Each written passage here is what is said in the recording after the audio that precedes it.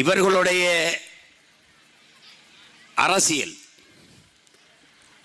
மக்களை அடர்த்தியான மீள முடியாத எழ முடியாத வறுமையில் வைப்பது. அந்த வறுமைக்கு ஒரு குழந்தை பிறக்கும், அதற்கு பேர் அறியாமை.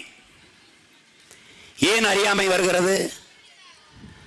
அதிகாலையில் எழுந்து வேலைக்கு செல்கிறவன் மாலை பொழுது சாய வீட்டுக்கு திரும்புவான்.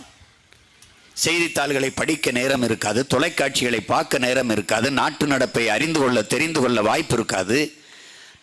தன்னை சுற்றி நடக்கிற புறச்சூழலை, எவன் எவ்வளவு கொள்ளையடித்தான், எவன் எவ்வளவு திருடினான், எவன் எவ்வளவு லஞ்சம் பெற்றான், எவன் எவ்வளவு ஊழல் செய்தான், எங்கே நமது வளங்கள் களவு போகிறது, மலையை வெட்டி யார் ஏற்றினால், மண்ணள்ளி யார் வித்தது, எதுவுமே தெரியாது. அதை கவனிக்க நேரமில்லை. காரணம் வறுமை.